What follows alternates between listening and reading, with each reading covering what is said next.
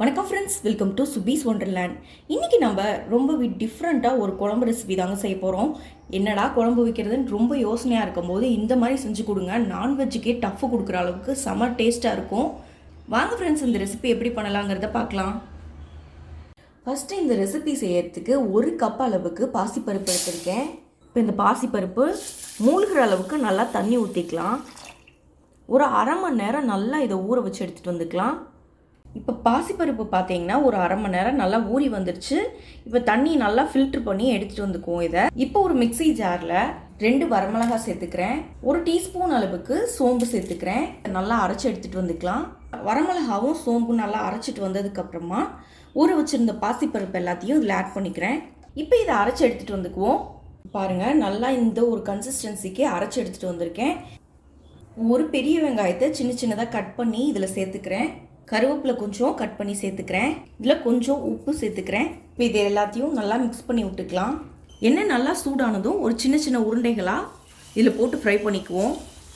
இந்த பக்கோடாக்கெலாம் போடுவோம்ல, அந்த அளவுக்கு நீங்கள் இந்த மாவை சின்ன சின்னதாக போட்டு ஃப்ரை பண்ணி எடுத்துக்கலாம். போட்டோடனே பாருங்கள், லைட்டாக கலர் சேஞ்ச் ஆகி வருது. அதனால ஒரு மிதமான சூட்லேயே வச்சு ஃப்ரை பண்ணிக்கோங்க. பாருங்கள், இது எல்லாமே நல்லா சூப்பராக ஃப்ரை ஆயிடுச்சு. நல்லா ஒரு பொன்னிறமாக வந்ததுக்கப்புறமா இப்போ இது எல்லாத்தையும் வெளியில் எடுத்துக்குவோம். இதே மாதிரி மீதி உள்ள எல்லா மாவையும் ஃப்ரை பண்ணி எடுத்து வச்சுக்கலாம். இப்போ ஒரு பேனை நல்லா சூடு பண்ணி அதில் ஒரு 2 டேபிள் ஸ்பூன் அளவுக்கு எண்ணெய் ஆட் பண்ணிக்கிறேன். இதில் அரை ஸ்பூன் அளவுக்கு வெந்தயம் ஆட் பண்ணிக்கிறேன். அரை ஸ்பூன் அளவுக்கு சீரகம் சேர்த்துக்கிறேன். இப்போ வெந்தயமும் சீரகமும் நல்லா பொரிஞ்சதுக்கப்புறமா ஒரு பெரிய வெங்காயத்தை மிக்சியில் அரைச்சி இதில் சேர்த்துக்கிறேன். வெங்காயம் நல்லா வதங்கி வரட்டும்.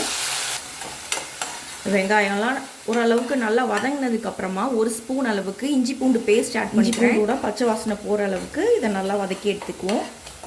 ஒரு 2 தக்காளி மிக்சியில் அரைச்சி இதில் ஆட் பண்ணிக்கிறேன். தக்காளி சேர்க்கும் போதே மசாலா பொருட்கள் எல்லாத்தையும் ஆட் பண்ணிக்கலாம். இப்போ 1.5 ஸ்பூன் அளவுக்கு மல்லித்தூள் ஆட் பண்ணிக்கிறேன். 1 ஸ்பூன் அளவுக்கு மிளகாய்த்தூள் சேர்த்துக்கிறேன். 1/4 ஸ்பூன் அளவுக்கு மஞ்சத்தூள் சேர்த்துக்கிறேன். 1 ஸ்பூன் அளவுக்கு கரம் மசாலா ஆட் பண்ணிக்கிறேன். இப்போ இது எல்லாத்தையும் சேர்த்து நல்லா கலந்து விட்டுக்குவோம்.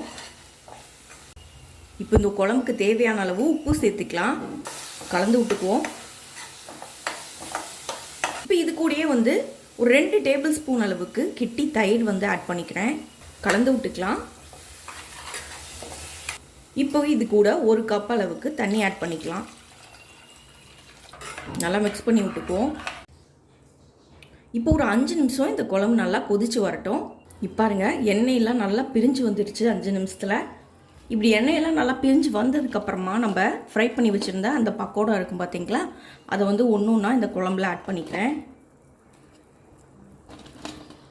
ரொம்பவே டிஃப்ரெண்ட்டாக இருக்குங்க. எப்பொழுதும் செய்கிற மாதிரி குழம்பு இல்லாமல் இது மாதிரி செஞ்சு பாருங்கள். ரொம்ப டிஃப்ரெண்ட்டாக இருக்கும். அதே போல் ரொம்ப டேஸ்டியாகவும் இருக்கும். நான்வெஜ் சுவையில் சூப்பராக இருக்கும் இந்த ரெசிபி. சேர்த்ததுக்கப்புறமா இதை நல்லா கலந்து விட்டுக்குவோம். ஒரு 2 நிமிஷம் இது நான் கொதிச்சு வந்தால் போதும். அதுக்கு மேலே கொதிக்க விட வேண்டாம். ஒரு 2 நிமிஷத்துக்கு இதை நல்லா கொதிக்க விட்டு எடுத்துக்கலாம். பாருங்கள், ஒரு 2 நிமிஷத்தில் சூப்பராக குழம்பு கொதிச்சு வந்துடுச்சு. இப்போ கருவேப்பிலை ஒரு கொத்து இது கூட ஆட் பண்ணிக்கிறேன். கலந்து விட்டுக்குவோம். நீங்கள் கொத்தமல்லி இருந்தால் கூட அதை கூட ஆட் பண்ணிக்கலாம். அவ்வளோதான், நம்ம ஃப்ளேம் ஆஃப் பண்ணிடலாம். சுவையான இந்த குழம்பை நீங்கள் ரைஸ் வெரைட்டிஸ்க்கு மட்டும் இல்லைங்க, டிஃபன் வெரைட்டிஸுக்கும் சைட் டிஷ்ஷாக எடுத்துக்கலாம். ரொம்ப டேஸ்ட்டாக இருக்கும். இது வரைக்கும் இது மாதிரி செஞ்சு பார்க்கலன்னா கண்டிப்பாக நீங்கள் ட்ரை பண்ணி பாருங்கள். ரொம்ப நல்லாயிருக்கும். இதே மாதிரி இன்னொரு நல்ல ரெசிபியில் உங்களை மீட் பண்ணுறேங்க. அதுவரை உங்களிடமிருந்து விடைபெறுவது சுபீஸ் ஒண்டர்லேண்ட். தேங்க்யூ.